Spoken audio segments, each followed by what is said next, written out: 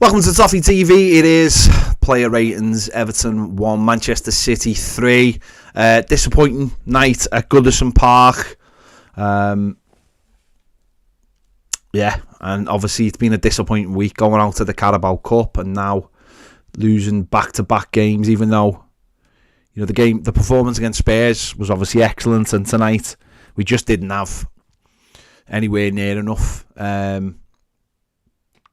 to get the 3 points. City started the game well, and then we kept ourselves in the game, got a goal, and then second half they did sort of the same thing, and we couldn't stop them. They are a fantastic team and look like they've clicked a little bit, being on a little jolly abroad, and have come back and look ready to go. So just one of them tonight. As you need your best team, and you need your best team to be at its best when you're playing the very best, and I don't think we did that tonight, and some individual mistakes have cost us in the end as well. And there you go. It's just disappointing, isn't it? It's disappointing, but I tell you what, if someone had offered me 12 points from those games, I'd have took them. So all we can hope now is we go to Wolves on Saturday and get something out of the game. So we don't, again, depending on other results, there's a possibility we could be back in the bottom three, but that's not really our fault. 26 points. We've managed 26 points, which would easily have us mid-table, and would only need 4 or 5 wins to be absolutely guarantee Premier League status for next season. So it is what it is. It is what it is. Let's get into it. In goal, obviously, Jordan Pickford. Let's talk about the positives before we talk about the negatives. Made a brilliant double save in the first half. To make the save first of all, and then the rebound with his ankle was fantastic. Absolutely fantastic. But I think at all 3 goals, certainly the third goal, Pickford could have done a little bit better. I think I'll keep looking at that first goal, thinking, could he have done a little bit more? It's a fantastic strike. I just don't know. I don't know. I think you just look at it and think, would you expect the goalkeeper to be beaten from there? The second one, I think he should have done better with the cross and the initial cross. I think it was before it goes out to the shot. I think he just punches it. Can he catch that? And then the third one, he instead of, I don't know, he just doesn't put enough on it. Arsenal about doesn't put enough on it. Smacks it, gets it, but it's blocked, falls to Brantwaite, he can't do nothing with it, and then it's a brilliant finish. So I think he should be disappointed with all 3 goals, if I'm honest. And he's had one of those nights, or one of those halves. He's had one of those halves. I'm not gonna sit here and have a go at him, as in, because he's been very, very consistent. He's been very, very consistent, and he's had a bad half. I don't know. It might be one thing. It might be him not getting over the first mistake, and then it adds to the next one. He still made 6 saves in the game, but again, as I said, when you're playing someone like Manchester City, you have to be on it. And of course, people will jump all over him. People will jump all over him because people can't wait to jump all over him, and people will have a go at him for different things. People don't like what he does when he shouts at defenders. I don't care about any of that kind of stuff. It doesn't bother me one tiny bit. If he's telling defenders what they should be doing, because he's got standards, fine. And he's gone below his own standards tonight. That's the way it is. That's just the way it is. That can happen to any goalkeeper. A mistake can follow a mistake. So it wasn't Jordan Pickford's best night as an Everton player, but let's not go overboard about it. So Pickford, I would give a 5.8 for tonight. Nathan Patterson, again, did all right. Wasn't an amazing performance. Wasn't a terrible performance. Got a booking where he should have done a little bit better. There was a ball coming over his head, and I think he should have reacted a lot quicker. Reacted too late, and by the time he'd reacted, the Man City player was away from him, and then he brought him down. And then that makes it a little bit difficult. But a fantastic crossing for Dominic Calvert-Lewin in the second half. But again, ground duels only winning 2 out of 10. Dribbled past 5 times. It's difficult. Man City are a very, very good side. And he's learning. And he's trying to get to the level. But again, he's another one. I'm not going to sit here and dismiss him. Because I foolishly have done that in the past. He needs games. He needs experience. He's learning on the job. He has got a lot to learn. His positional play isn't brilliant. And it's something he has to improve on. And I think when he got booked, that was a big indication of that. It's obviously why the manager likes more experienced players than him. But every performance he's getting experience from, and he just has to improve game by game. Just show you his heat map for tonight's game. So obviously getting down the whole of that right hand side, not quite into the final third enough, but yeah, he was. As I said, he wasn't terrible, but he also it's difficult when it's difficult. Man City are a very good side, so I would give him a 6.2. On the other side, Mykolenko, I thought he was really dogged tonight. Really, really dogged, trying to win that ball and get us going on the left-hand side. Won 4 out of his 7 ground duels and 2 out of his 3 aerial duels. I just thought he really tried to get us going on that left-hand side. 3 tackles, 2 interceptions, 2 clearances. Just show you this heat map. As you can see, again, not quite getting into that final third, which it is really difficult. I appreciate that, but I thought effort and just trying to get us going. I thought he was always on the front foot, trying to get in there, trying to nick the ball before they got going. So again, a good, strong performance by Mykolenko tonight. Couldn't quite make a dent in the final third, but that's where it really is hard against Manchester City. So I would give him I would give Mykolenko a 7. James Tarkowski, again, difficult night. When you're playing the best players, it must be a nightmare, especially when they don't have a centre forward. Like it's probably easier to play against, not easier, but you probably fancy yourself playing more against a Haaland, who you know is just gonna sort of stay up top, than players with a bit more movement, who are gonna rotate, who are gonna move into the half spaces between the midfield, and it must be really, really difficult. And I think Tarkowski prefers to play against someone like that. Some real big tackles tonight from Tarkowski, some really big ones. 7 clearances, 1 interception, 2 tackles. Only won 6 out of his 2. 6 out of his 2. 2 out of his 6 ground duels until it's late. But he did win 4 out of 5 aerial duels. Big, strong, trying to intimidate and trying to make sure he got there first. Not really much he could do about the goals. None of them are really, I don't think the defenders really could have done anything about the goals, to be honest. So yeah, James Tarkowski, I would give a 6.9. Jared Brandtwaite, again, showed real moments of composure at times. really, really calm, even in a really big game like that.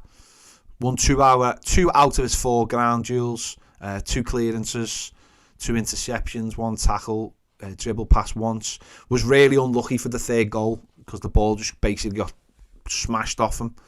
But I thought he showed a huge amount of composure. 49 touches, 92% pass accuracy. Again, not really. I don't think there's anything he could have done for the goals. I don't think he could have done anything for that 3rd one. Again, you watch him and you just think he looks so calm, composed. Looks like he belongs on the pitch with those kind of players. So again, Jared Brantwaite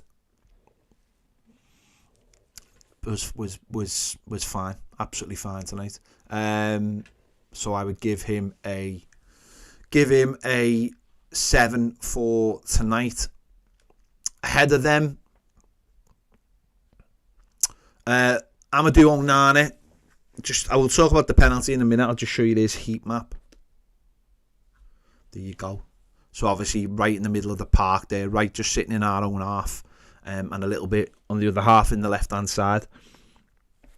I actually felt like he went down in the first. Was it the first half? He went down in the first half, I think it was, and I don't think he ever recovered from it. I don't think he ever recovered from that. He looked like for the rest of the game he was carrying something. He really did. And it really slowed him down, and you've seen that in the second half. There was real moments where you just seen them pressing him, and he just couldn't get going at all. He didn't have a particularly good game, don't get me wrong, but I do think he looked like he'd picked up an injury. He was on the floor, and it was almost like you can't come off this pitch because there's nobody to come on.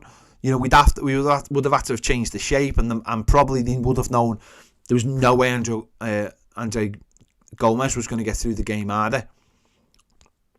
So it looked like he was carrying something, and I wonder whether, you know, it'd be interesting when the manager does his press conference for Wolves whether he says maybe he's touch and go for the game. I don't know. He just didn't look comfortable. Maybe I'm giving him a bit of an out there. He just didn't look.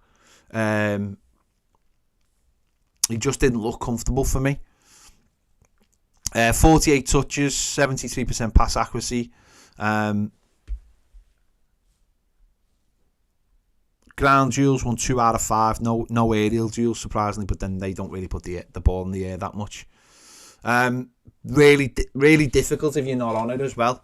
Really difficult if you're not on it against that Manchester City midfield. They were fantastic tonight, and Rodri and just unbelievable. Just I was watching Rodri tonight, and it just makes the game just look so easy. Everything he does is just on the next level. That midfield just couldn't cope tonight. It just couldn't cope. On the penalty, I've watched it a few times, and I'm still. I don't know where you put. I just don't know where you put your hands. I just don't know where you put them. I suppose it's more the law than the decision. I don't know where you put your hands. Someone's smashing one in from there, and your body shape is... He's got his arm, and I know it's covering his face, and I genuinely believe it would have hit him on the head if it hadn't hit him on the hand. And I know they're all screaming for it, and the linesman gives it, and the VAR confirms it. It's probably more the rule than it is tonight's decision. I just don't know what a player is supposed to do in that position. His arm's not in an unnatural position. I don't think your arm in it is. I don't know how your arm can be in any unnatural position, by the way. I don't know what an unnatural position is for a human arm. If it's not attached to your body, then it's in an unhuman position. That's what I would say. If you're standing here and your arm's over there, then that's an unnatural position. It's just, we all react differently in different situations. And I honestly, the law is mad. To me, I still always think handball should be if you if you put your hand on the ball. That to me is handball. That's what the rule's supposed to be. This is what's wrong with football. It's that we are going more and more and more and more and more in with a microscope on decisions. It's like, well, we can, so we are. Like, it's the same. I know, people say this about offside, and I've even heard people say this with goal line technology. I think those two are undisputable. I understand that because we have the technology. But I'm still not sure about handball. When Michael Keane, when he put his hand out, like it was like he was trying to stop a bus at Anfield, I understand that. That's your arm outstretched and you've blocked the cross, and I fully get that. But when your hand is basically covering your face, I don't get it. I don't know. I get it. I get it's the law, though. It's the law more than the decision. They have to give it because that's the law. So I appreciate that. I appreciate that, but I don't know. I've looked at it loads of times, and I just look at it and think, if that's where we are with football and that's where we are with handball, that you might as well just give handball for everything. If it hits you on the hand, because that's where we seem to be now. Is he purposely trying to stop the ball going in the back of the net with his hand? No. And it's not one of those ones like not last year, was it last year or the year before? When I think it was the year before, wasn't it? Yeah, it was the year before. When the ball bounces up and hits Rodri's arm. When that to me is handball, because you are trying to control it in the box and it hits you on the arm. So that to me is handball. But when someone's having a shot and it's 2 yards away, he hasn't reacted to try and stop the ball going in with his hand. He's reacted to just try and stop the ball.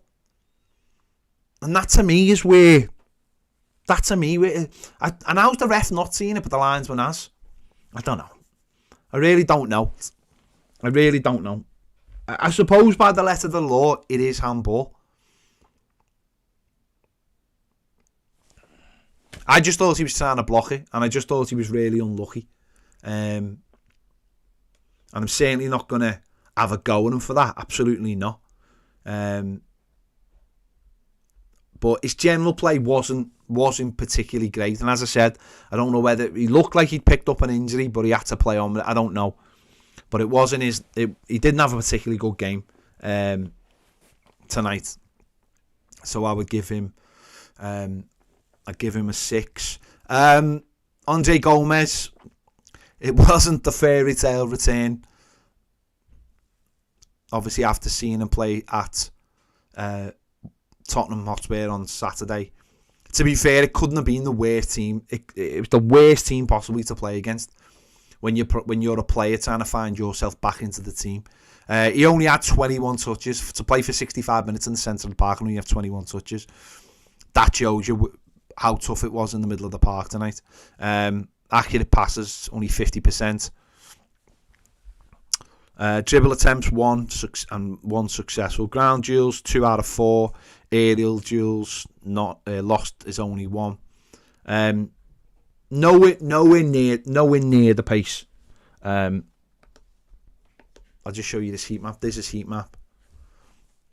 Nowhere near the pace of the game, let's be honest. Absolutely nowhere near the pace of the game. Not fit enough whatsoever, let's be honest. Is only playing because the manager had to make a decision. Play Gomez or change the formation. That's quite literally, I think, what we were looking at tonight. If Ashley Young had been available, you could play Ashley Young on the right and play Harrison behind the centre forward, maybe. But what you saw from his heat map there was how deep he was, what his hottest spot was, how deep he was on the pitch, and it just wasn't the game for him. I'm not going to sit here and slag him off, because his last performance at Goodison Park was the first half against Crystal Palace, the 3-2. It was a game that come far too quickly for him. After Saturday, he needed another spot on the bench, and to come on late on a game again. Or he was probably hadn't even recovered from Saturday in terms of his body playing. What did he play? 70 minutes. So he was way off it tonight, and that was clear as day. As I said, I'm not going to have a go at him. That is just circumstance. That is just absolutely circumstance from where he is. And you're absolutely up against one of the hardest teams to play against. The hardest team to play against in midfield. They are the best team in the world. And they haven't looked at this season, but they're the best team in the world. And to come into a midfield, so difficult. So it was really tough for him tonight. I'll give him a 6 because of that. James Garner, again, difficult for him tonight, but I did think I thought in terms of the press, thought he was getting around the pitch. Again, not lots of touches, 42 touches, 76% pass accuracy. One key pass. Won 4 of his 7 duels. Lost his only aerial duels. Tackles 2. Clearance 2.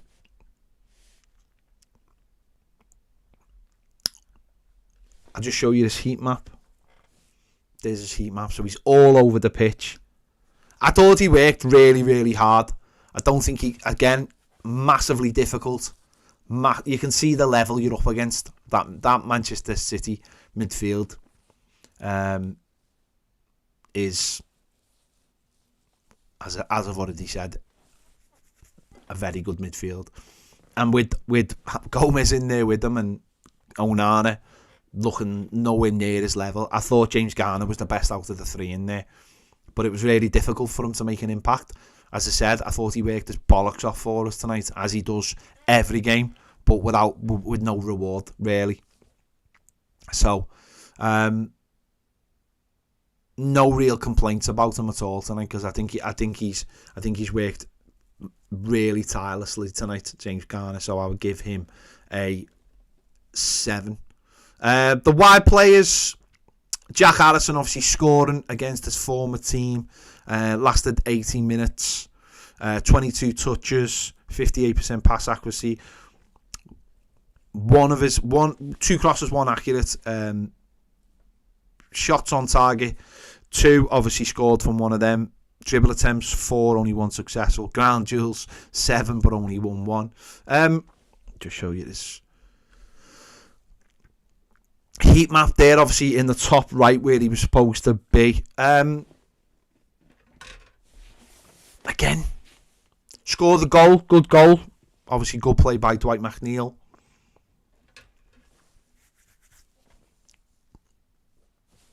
Don't know. Didn't get the ball that much. Didn't really. 22 touches in a game. That shows you how tough it is playing against Manchester City. Big moment for him, obviously scoring against his old team. Well, his old. I don't even know if he played a minute for Man City, but obviously he played for New York City. But got his goal. Works hard, but no other real end product tonight. To be fair, they are very, very good and very, very quick, and we don't move the ball quick enough. So,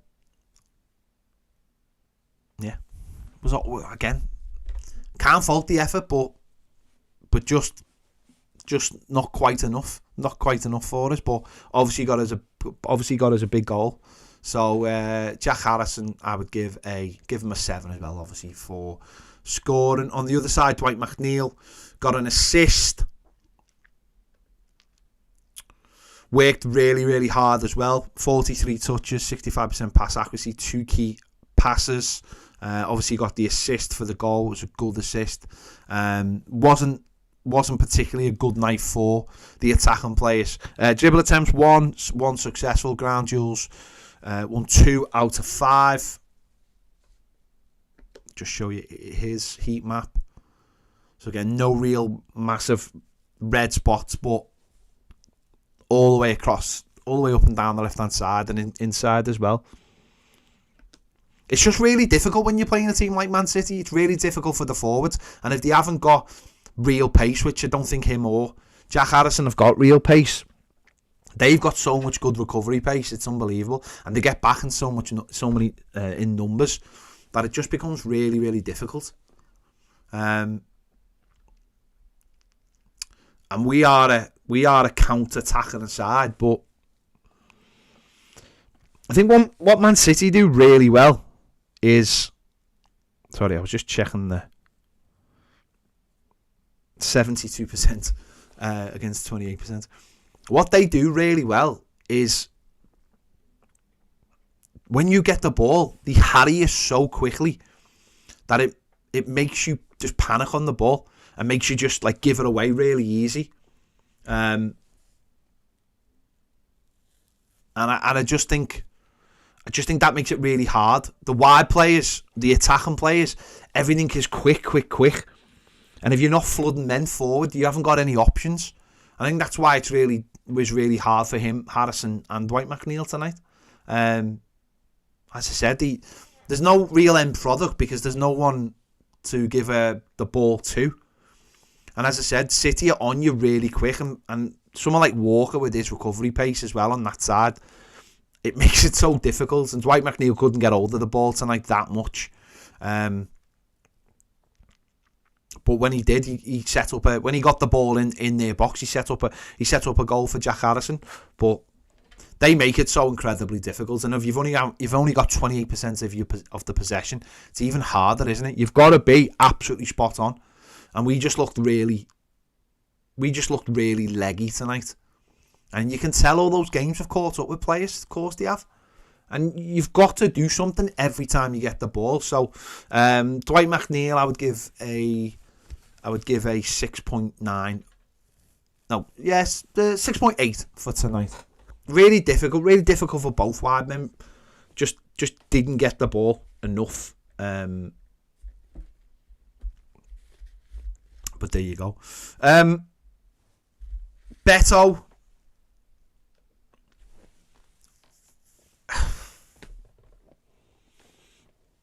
I don't think he should have started the game, but the manager and the fitness team will know Dominic Calvert-Lewin's fitness.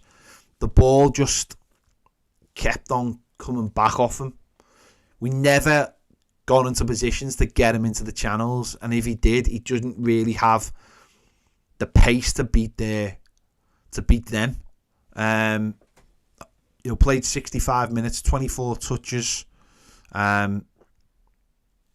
Ground duels won. He won 3 out of 5 ground duels. One out of 2 aerial duels.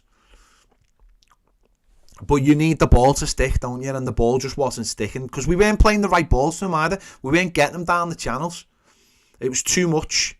He's not a back to goal centre forward, and he's not at this stage anyway. They'll work on that, and they'll work on it, and they'll work on it, and they'll work on it. Till he is. So I just don't think the way we played helped them either. We never got the ball in front of them enough times because we never had the ball enough. Simple as that. But again, he's trying everything. Every time there was even a half chance to get in front, he just never did it. He just never did it or couldn't do it. Just couldn't get the other side. And the only time I think he did was when it was offside, and I think he ended up taking out John Stones. So there's still lots of work to do. I would have preferred Dom to have started and him to have come on and finished the game. But as I said, people have been calling for Beto to start the game, and I thought he should have started against Spurs. So that's fair enough. The manager has to make those decisions, and Dom's not in great form. So, again,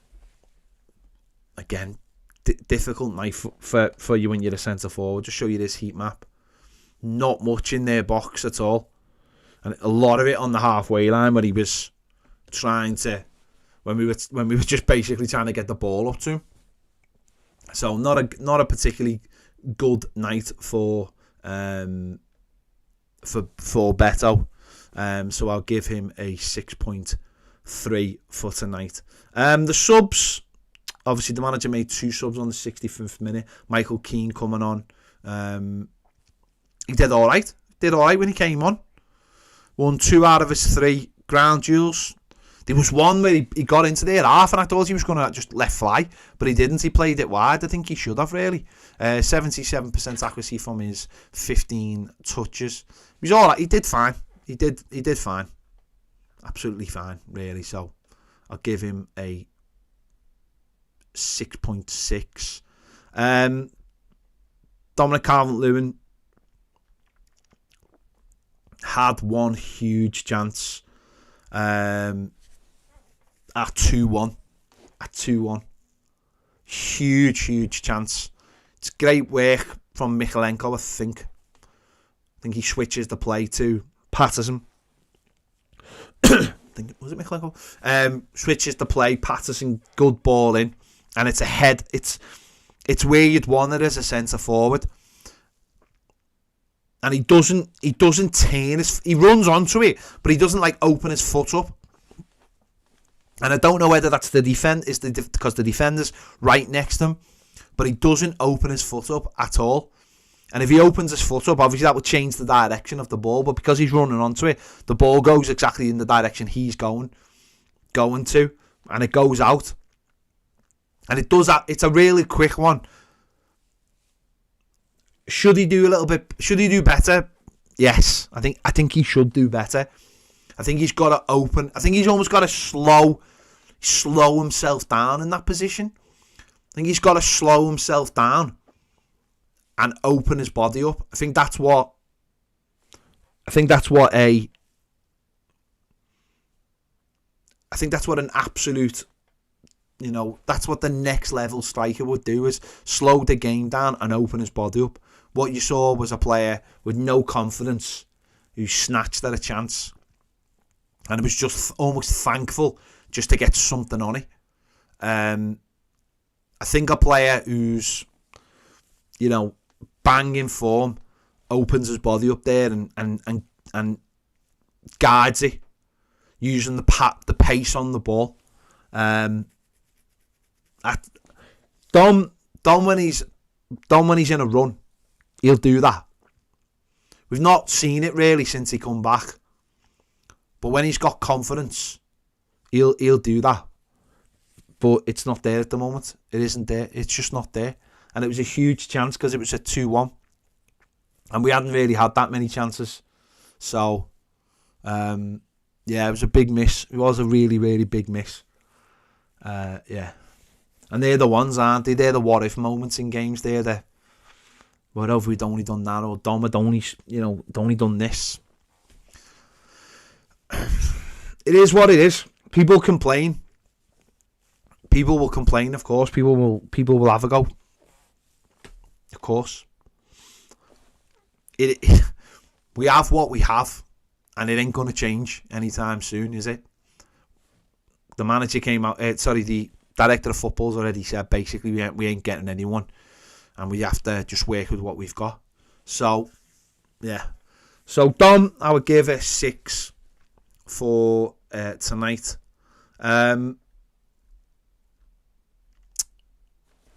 Danjuma came on. What did he came on? He played like 10 minutes or whatever it was, plus the injury time. 4 touches. I didn't barely notice him. By that time, City were just playing keep ball. They were just playing keep ball, to be honest. They were in full Manchester City mode.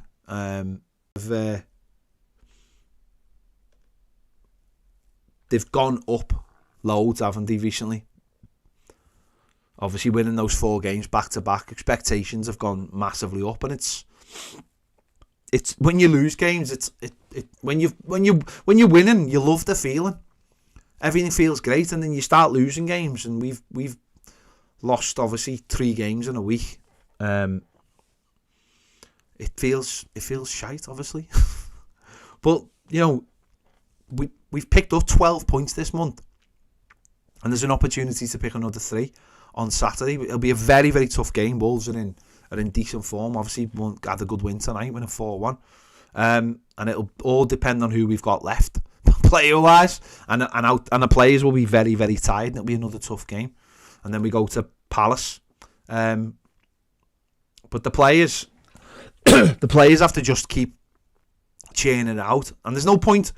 This isn't the point of getting on the players' backs, because we can all see that they're absolutely leaving it all on the field. Mistakes will be made, of course, but it isn't like in the last couple of seasons where you can players haven't been trying or there's something not happening. You can see players genuinely trying or are playing very, very good sides, and trying just isn't enough against very, very good sides. And again, Saturday I thought we were absolutely excellent, and for moments tonight we were good. We just got beat by a very, very good side. And did everyone have a good game? No. But it's not time to like panic, you know. I've seen, looking at the comments, people talking about Onana. I think people need to just calm down a little bit. He's still a 21-year-old lad who's done quite well for our team this season. It's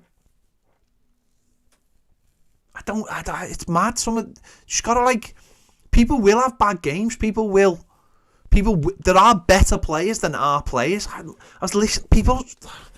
Some of the shouts you hear at the match at times are just like bewildering. Like Man City keeping the ball, and people are screaming at our players to, like, you're not trying. I was like, they're definitely trying. They just can't get near them because these are a very, very good side.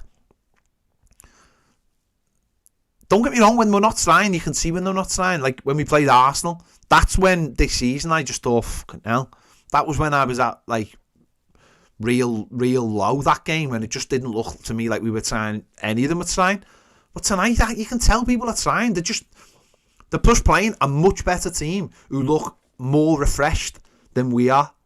And as I said, you've got to have your best team, and you've got to have everyone at their best. We're missing Decore massively, aren't we? Massively missing Decore being our best player, and he scores the goals, and without that threat we look off, you know what I mean? Someone like Garner Gay coming off the bench or starting a game, I know people, not everyone likes him, but he is a good player. You know, the option to put options off the bench, we knew, I'll be honest, right? I think we all looked at December and we were like, oh God, that's going to be tough. But not only tough on fixture-wise, but on our players. Well, I tell you what, if we get out of December with, let's say, 13 points, then they've worked their bollocks off for those 13 points.